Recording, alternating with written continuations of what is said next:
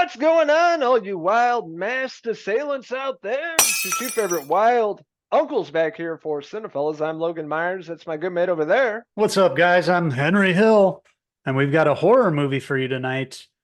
It's actually a remake, kind of a reboot of another horror movie from back in the day with Liv Tyler. Renny Harlin comes around this time to direct the film. It's called The Strangers, Chapter 1.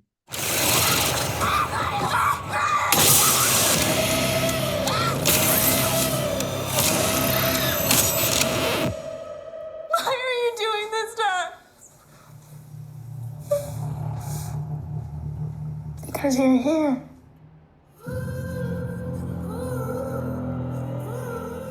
Chapter one, that's right. They're going to be putting out three of these amazing and beautiful and original films. And of course, I'm talking about the first chapter in this new, I guess, trilogy they're going to be putting out. But yeah, essentially, this is more or less a reboot of the 2008 film from Brian Bertino, which is an incredible movie, incredible home invasion, very original in many aspects, also paying homage to a lot of older horror flicks, but really original, simple premise. Couples in a cabin, the strangers show up and kill them and move on. You never really find out who they are, what they're about. Some small minor changes to the character names, but it's pretty much just how I remember the first one.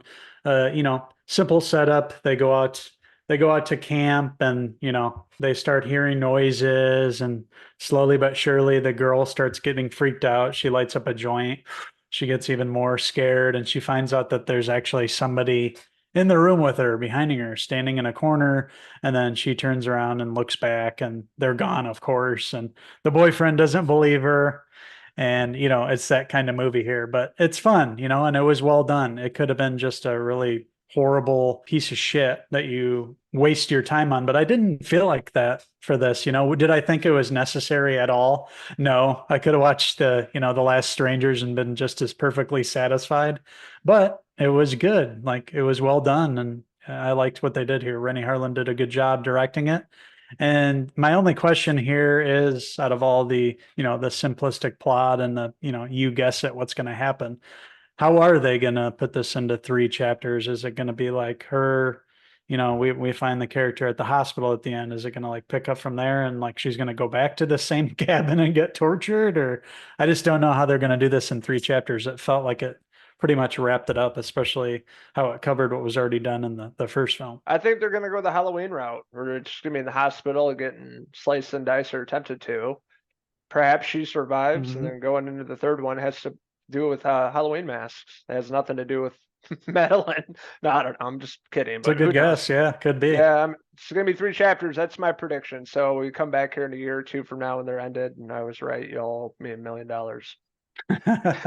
But yeah, with Maya and Ryan, they're from New York. They're traveling to Portland, Oregon, which is an amazing and beautiful road trip. Of course, they stop. They're hungry. The small Oregon town don't have service. Every horror trope you can think of, going to get food, and everybody turns around as they walk in. They stand out to the country folks, I guess, and they sit down to have some food, and of course sets up like Richard Brake's character. He's always the creepy guy. He's like a cop, and they're all up to something. We've seen a lot of movies like this, Hills Have Eyes, stuff like that, going out to these remote areas and not liking normal people and doing some crazy stuff. And basically leads Ryan and Maya to this cabin Airbnb, of course, in the middle of nowhere in Oregon. And of course, things start happening with the strangers showing up, the creepy scene at the door. You can't really see who they are, and they're asking for somebody. And they're like, who are you talking about? They're not here. And they keep coming back. They were the same masks as I remember too from Yeah. the first one too, so they didn't really change those. But yeah, like you said, there's a lot of shots where the one of the people in the mask are in the background with the character standing there, so you can see it. Obviously an homage to Carpenter and to a lot of horror movies before it. It's an homage to the original Strangers too. But Rennie Harlan's been in the game for a long time, so I was surprised when I heard him attached to this project, and kind of want to know like his story, like how he became involved and like what drew him into this. Was it just like a chance at getting a horror trilogy started and getting his name back out there, or did he see something in the scripts that he really made it personal with and he connected with, and That's what I want to know. But I thought the young actors did a good job. I know you're familiar with Madeline Petch, is it? She was in a show that you watched. I had never seen her before, but I thought Riverdale. she did a good job. Okay, Riverdale. Yeah, she did a really good job here. She's the scream queen in this one. She's really scared and really paranoid at the beginning of the film, and it's all justified by the time, the boyfriend finally figures out that she's not lying or making it up or just, high off that joint that she smoked in there. There's actually people in there, and there's some pretty cool scenes. The one where he's in the vehicle and he gets his leg smashed and he has to escape or he's going to die basically. So yeah, it was an enjoyable, hour and a half, hour 20 minutes, whatever it was. Nothing more, nothing less. Didn't blow me away. But I'm here for another chapter or two. Let's see where they're going to go with this. I'm interested in that anyway. It was a decent enough time. It felt like something that could have premiered on Shudder or something like that, whether or not it needed to go to the theaters. But with such a low budget, it probably made its production budget back and then some, just making a couple million at the theater. So good on everybody involved. It was well done enough, and that's what we get, another slasher. And yeah, the actors did a fine job. Yeah, I went in with super low expectations. I think I watched one trailer. I'm like, oh yeah, I forgot they're doing 3 of these.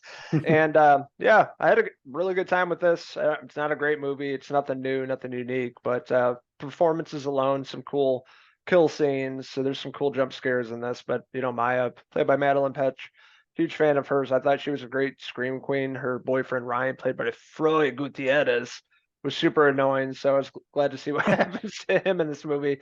But Yeah, you can guess. yeah, I like where they're setting up Maya's character for the upcoming sequels. And honestly, a nitpick for me, I thought the strangers were all kind of boring compared to the first 2 movies, Strangers Pray at Night too. They were just not much to them. They're really dull. They had a few cool scenes like them popping up in the background, but they weren't really all that scary to me. I thought setting up for the other 2 films, and I'll be interested to check those out whenever they're released. We'll be back to review them. But yeah, I had a good time with Strangers Chapter 1. Not great, not terrible, but definitely it's watchable. Check it out this summer if you're looking for a horror flick. So that being said, I'm going to give The Strangers Chapter 1, I'm going to give it a 3 out of 5 Madeline Petch hair pieces. Everything that you said was spot on. We didn't get anything new here, but it was fun. And it was, a fun way to spend an hour and a half of my time. The strangers themselves could have been a little bit more menacing, like you mentioned. The one girl was kind of dancing around with the knife and going like that. But yeah, it wasn't like a menacing feel to it. It was like, okay, they could easily dispatch of these people if, if the stakes were the same and everything was fair, if they didn't have the weapons, only. So, but it was a fun time, a fun watch. I'm looking forward to chapter 2 and seeing where they go from here. Hopefully it'll take the franchise into a new direction here. And let's see what Uncle Renny Harlin can do with Strangers Chapter 2. But I'm going to give The Strangers Chapter 1, I'm going to give it a 3 out of 5 Renny Harlin hair pieces. I want to hear from all you masked assailants out there. What did you like about The Strangers Chapter 1? What didn't you like about it? What's your favorite film in the franchise? Let us know in the comments below, and don't forget to subscribe. Also, check out these wild ghouls on Facebook, X, and Instagram, and our website, Cinephellas.com, for the latest, greatest TV, movie news, and hair pieces. So thank you guys for watching our review of The Strangers Chapter 1. These wild dogs will be back for some more horror this summer. We got Aunt Maxine coming out in a few weeks. Can't wait for that. I haven't watched any trailers since the first one and can't really remember too much and don't want to know anymore before watching it, but I'm pretty stoked for that. So until the next Cinephellas movie review, I'm Uncle Henry. And I'm Uncle Logan, signing out to the next movie review. Cheese!